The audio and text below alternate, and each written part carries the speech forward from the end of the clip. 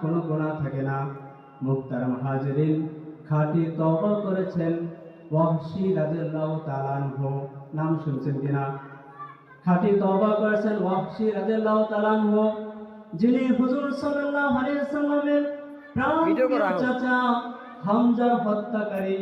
হামজাকে যিনি হত্যা করেছেন তিনি খাঁটি তওবা করেছেন এবং তিনি সাহাবীদের নামের তালিকার অন্তর্ভুক্ত হয়েছেন, যার দরুন আজকে আমরা বলতেছি রাদিয়াল্লাহু তাআলা আনহু।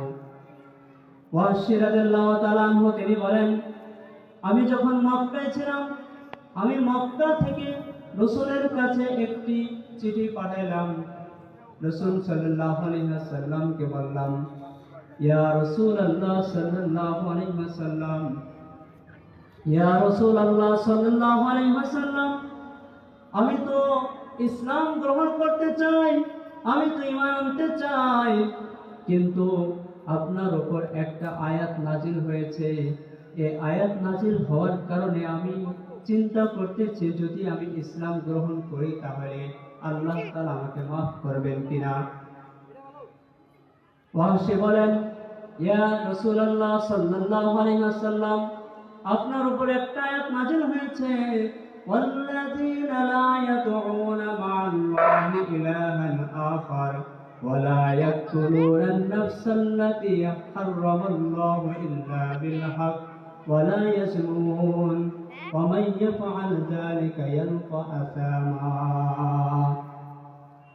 ইয়া রাসূলুল্লাহ সাল্লাল্লাহু আলাইহি ওয়াসাল্লাম, আপনার উপর যে আয়াতটি নাযিল হয়েছে, এই আয়াতের মধ্যে আল্লাহ তাআলা বলছেন, যারা আল্লাহ তাআলার সাথে কাউকে শরীক করে না, কাউকে ডাকে না, যারা অন্যায়ভাবে কাউকে হত্যা করে না, যারা জিনা করে না।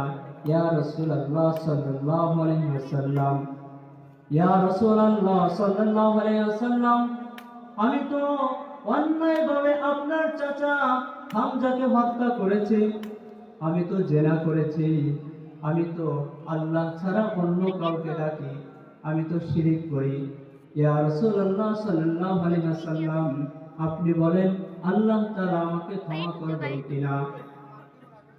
রাসূলুল্লাহ সাল্লাল্লাহু আলাইহি ওয়াসাল্লাম ওয়াহশীর এই উত্তরে, ওয়াহশীর এই প্রশ্নে রাসূলুল্লাহ সাল্লাল্লাহু আলাইহি ওয়াসাল্লাম ওয়াহশীর কাছে আরেকটা আয়াত লিখে পাঠাইলেন, ইল্লা মান তাবা ওয়া আমানা ওয়া আমিলা আমালান সালিহান ফাউলাইকা ইউবাদদিলুল্লাহু সাইয়্যাতিহিম হাসানাত।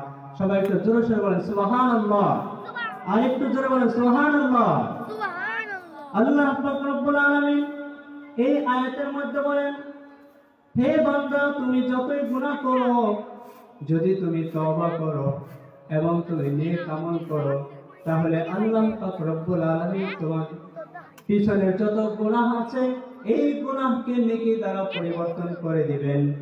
সুবহানাল্লাহ বলেন। তাহলে এই আয়াত থেকে আমরা বুঝতে পারলাম যে আল্লাহ পাক রব্বুল আলামিনের যদি কাছে আমরা ক্ষমা চাই, খাঁটি তওবা করি, তাহলে আল্লাহ পাক রব্বুল আলামিন আমাদের পিছনের যে গুনাহ আছে এই গুনাহগুলোকে নেকি দ্বারা পরিবর্তন করে দিবেন। সুবহানাল্লাহ বলেন। এই আয়াত শুনে ওয়াহশী বলেন, ইয়া রাসূলুল্লাহ সাল্লাল্লাহু আলাইহি ওয়াসাল্লাম, ইয়া রাসূলুল্লাহ সাল্লাল্লাহু আলাইহি ওয়াসাল্লাম, আপনার কাছে আল্লাহ পাক রব্বুল আলামিন যে আয়াত নাযিল করেছেন, এই আয়াতের মধ্যে তো আছে যে ব্যক্তি সৎ কর্ম করবে। ইয়া রাসূলুল্লাহ সাল্লাল্লাহু আলাইহি ওয়াসাল্লাম, আপনি বলে দেন আমি ঈমান আনার পরে সৎ কর্ম করতে পারবো কিনা এটা আমার জানা নাই। রাসূলুল্লাহ সাল্লাল্লাহু আলাইহি ওয়াসাল্লাম ওয়াহশীর এই কথায় আরেকটি আয়াত লিখে পাঠাইলেন। ওয়াহশীর এই কথা আরেকটি আয়াত লিখে পাঠাইলেন, ইন্নাল্লাহা লা ইয়াগফিরু আন ইউশরাকা বিহি, ইন্নাল্লাহা লা ইয়াগফিরু আন ইউশরাকা বিহি।